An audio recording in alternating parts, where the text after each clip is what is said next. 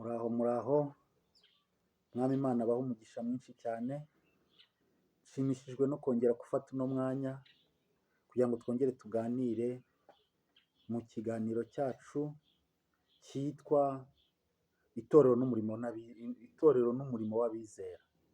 Ndi Pasiteri Kanyabuganza Jean Leonard, ndabakunda cyane inshuti zanjye, ubuntu bw'umwami Imana bubane namwe.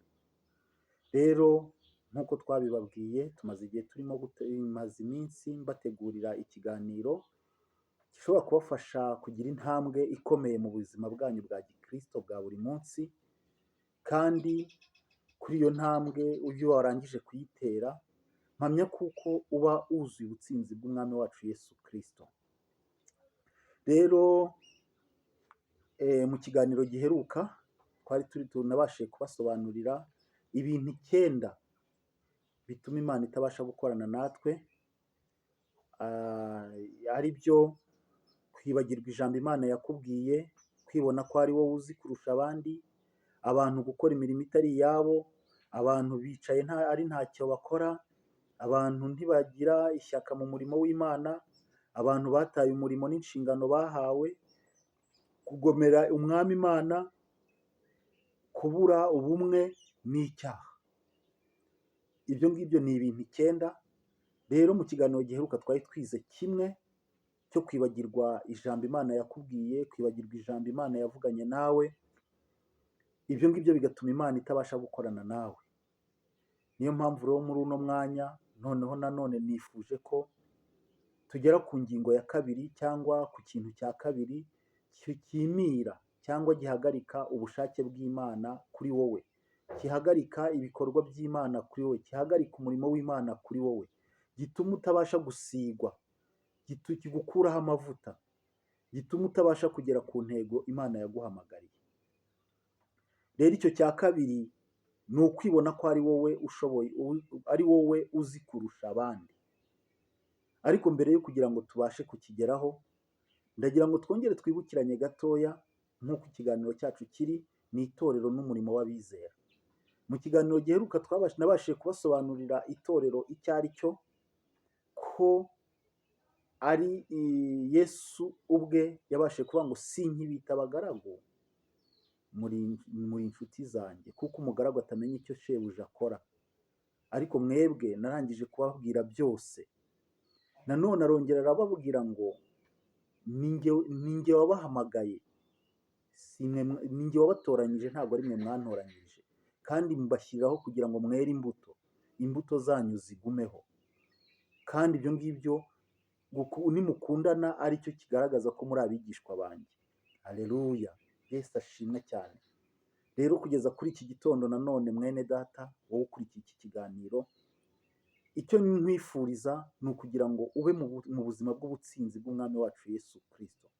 Nimba usenga, usenge wumva ufite gusigwa, nimba uririmbe wumva ufite gusigwa, nimba ubwiriza ubwirize wumva ufite gusigwa. Rero ibintu bishobora kwimira umugambi w'Imana kuri wowe, bishobora kwimira ubushobozi bw'Imana kuri wowe, bishobora kwimira imbaraga z'Imana kuri wowe, ibyo ngibyo nibyo ngira ngo dufatanyije tugende ubirandure, bikuveho. Izina rya Yesu rihabwa icyubahiro. Rero reka wenda duhita twihuta, duhite tugera ku cyiciro cya 2, ku kintu cya 2 gishobora gutuma Imana idakorana nawe. Icya 2 ni ukwibona ko ari wowe uzi kurusha abandi. Ni ukuvuga ngo icya mbere kwari ukwibagirwa ijambo Imana yakubwiye.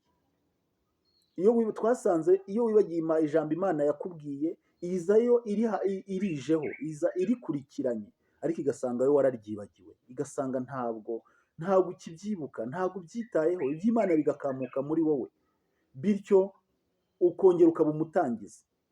Ariko uyu munsi mwene data, nshuti yanjye, reka tureke kwibagirwa ijambo Imana yavuganye natwe, haba mu nzozi, haba mu buhanuzi, haba mu bibwiriza, haba mu buryo ubwo ari bwo bwose. Imana ivugana nawe 1 cyangwa 2, niko muri yo handitse. Rero reka tugere kuri iki kirero cya 2, kwibona ko ari wowe uzi kurusha abandi.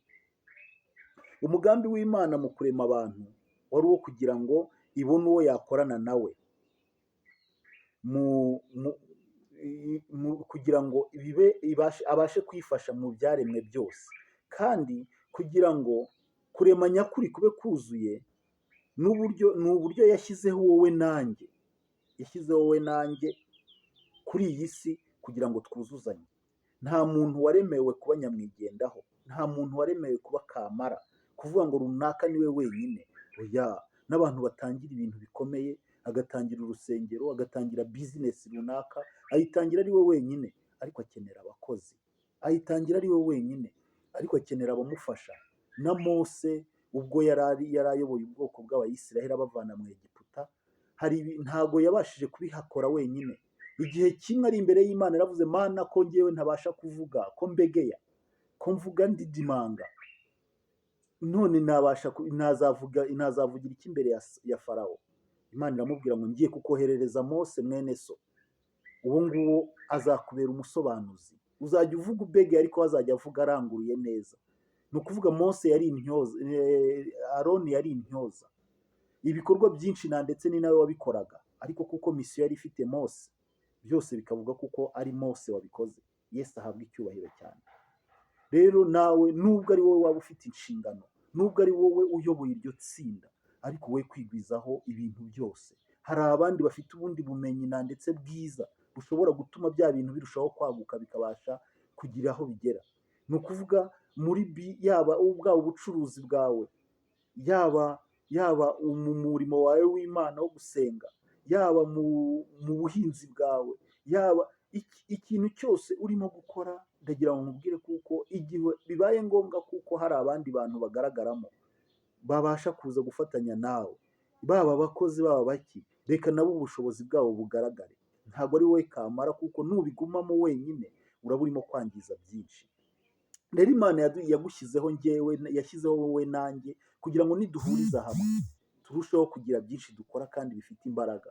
Ni ukuvuga hari ibyo nshoboye wowe udashoboye, nanjye hari ibyo nshoboye wowe udashoboye. Rero ni ukuvuga ngo bimwe udashoboye we kugerageza, reka ubishoboye abikore, n'ubundi umurimo uzagenda nk'uko Umwami Imana yawubahamagariye. Rero akaba ariyo mpamvu mwene data urimo kunyumva, mwene data unkurikiye, iyo rero urimo kugenda wumva kuko ari we kamara, ikintu utagikozeho, ikorari njyewe ntagiye kuririmba, nanjye sinjya kuririmba ndebe kuko nanjye bigira, ugasanga hari nk'abantu bamwe bajya tugifite hari amakorari amwe usanga nk'umuntu yimba ari umucuranzi, ugasanga yivumbuye bakajya kumuhiga kugira ngo aze acurangire korari, nadacuranga amateraniro ntari bugende neza. N'abandi hari n'abandi bumva kuko batabwirije nyine icyo gihe abakristo batari buze kumva baryohewe, batadekoye, ntabwo dekorasiyo iraba imeze neza, bishobora kuba ni impano yawe, ariko nanone hari n'abandi nanone bashobora no kuba bagira akandi kantu bahinduraho muri dekorasiyo, kandi byose bigahesha Imana icyubahiro. Rero ni ukuvuga ngo ku bw'icyo ngicyo ni ukugira ngo wuzuzanye na mugenzi wawe, mugirane isano yuzuye mu mufatanya muri byose. Ibi bisaba kwita kuri mwene data mbere na mbere ita kuri mwene so.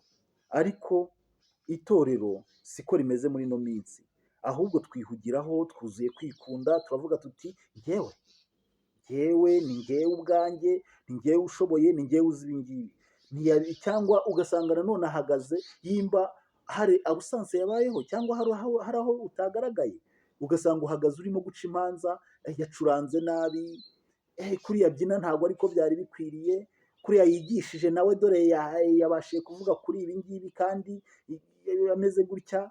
Mbese ugasanga uhagaze ku ntebe y'imanza, ntiyabikoze uko mbishaka, yabikoze mu buryo bwe uko yabonaga bikwiriye. Ntabwo twahamagariwe kugira ngo twicare ku ntebe y'imanza ducire abandi imanza. Niba ucira undi urubanza, uri umukozi wa Satani, kandi uzabona ibihembo nk'ibye. Rekeraho gucira abandi imanza kugira ngo nayo itazagucira urubanza. Umva uko Bibiliya ibivuga, nimugacirane imanza kugira ngo namwe mutazazicirwa. Tubibona mu Baroma ibice 2 ku murongo wa 1. Wirinde wowe ucira mugenzi w'abandi, umugaragu w'abandi urubanza, kandi imbere ye wirinde wowe ucira umugaragu w'abandi urubanza, kandi imbere ya shebuja ariho ahagarara cyangwa akaba ariho agwa, ariko azahagarara kuko Imana ihamuhagaritse, yamuhaye kuhahagarara. Ni Abaroma ibice 14 ku murongo waho wa 4 niko havuga. Uhereye none twe gucirana imanza mu mutima, ahubwo tugambirire iki, ko adashyira igisitaza cyangwa ikigusha imbere ya mwene se. Ibyo nabyo tubibona mu Baroma ibice 14 umurongo wa 13. Ushishoze neza icyo ukwiriye gucira urubanza, ko atari igisitaza mu buryo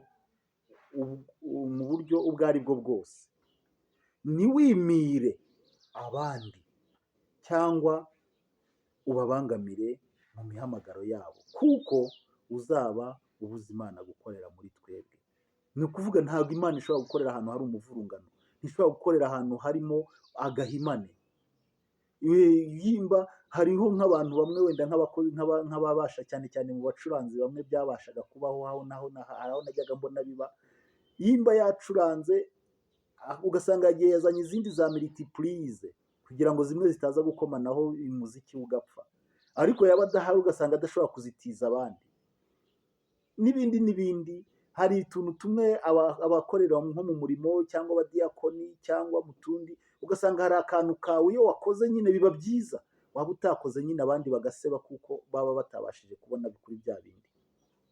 Haleluya, Yesu nashimwe. Ni ukuvuga rero nicyo gituma mudakwiriye guca imanza z'ikintu cyose igihe kitarasohora, kugira ngo umwami wacu Yesu Kristo, ubwo umwami wacu Yesu Kristo azazira agashyira ku mugaragaro ibyari bihishwe mu mwijima, kandi akagaragaza n'imigambi yo mu mitima. Ubwo nibwo umuntu azahabwa n'Imana ishimwe, cyangwa azahabwa n'Imana igihembo, ishimwe rimukwiriye cyangwa igihembo kimukwiriye. Ibyo tubibona mu Bakorinto ibice 4, Abakorinto ba mbere ibice 4 ku murongo wa 5. Reka dusomye no muri Yakobo ibice 4 ku murongo wa 12 haravuga ngo itegeka igaca imanza ni imwe yonyine, ariyo ibasha gukiza no kurimbura. Ariko wowe urinde ucira mugenzi wawe urubanza. Mwene data mushiki wacu, ntukwiriye gucira mugenzi wawe urubanza. Niba ubikora uri mu ruhande rw'umwanzi. Rekeraho vuba na bwangu, kora ibyo Imana yakubwiye. Rekeraho guhagarika gukora kw'Imana mu bantu yagushyizemo. Ni ukuvuga ngo kuri wowe, kubera kubateza umuvurungano, kubera gusahinda kumva ko ari we kamara, rimwe Imana nayo hari igihe yanga kuza gukorana namwe, kuko ntiyakorera ahantu hari umuvurungano. Kora ibyo Imana yakubwiye, urekeraho ubashe gufatanya n'abo Imana yagushyizemo, kugira ngo ibyo mu nshingano zanyu zirusheho kuryoha kandi zimere neza. Ndakwinginze, rekeraho kora ibikureba, reka abandi nabo bakore ibyabo bibareba. Kora akazi ushinzwe kandi kajyanye n'umuhamagaro wawe. Rero mwene data, n'aha ngaha nagira ngo nongere mbabwirireho, kuko iyo wumva ari wowe kamara, rimwe ukumva kuko hari n'udutende ugomba gukora kugira ngo ari ukomeza kugaragara, ibyo ngibyo bibasha guhagarika gukora kw'Imana hagati muri twebwe. Ndakwinginze rero nshuti yanjye, kugira ngo hagire byinshi bihinduka mu migenzereze yawe no mu mikorere yawe. Rero nababwiye ko ntashobora kurenza iminota 15, niyo nifuza, kuko rwose ntazajya nyibarengereza kugira ngo ntazajya mbarambira. Rero bikunze kugira ngo uko nkizaka iki kiganiro bijye bibasha kukorohera, wabasha gukanda ku kabuto k'umutuku ugasubscribinga. Ahasigaye izi nama mu gahe gato nk'aka ngaka, ukabasha kumenya uburyo wanoza umurimo wawe, ukanoza na bizinesi yawe. Kuko iyo turimo kubivuga ntabwo tuba tubivugira mu murimo w'Imana gusa, no hanze hose wabasha kubikoresha kandi bikakugirira umusaruro ukomeye. rero murakoze cyane, ubuntu bw'umwami Imana bubane namwe, shalom shalom shalom.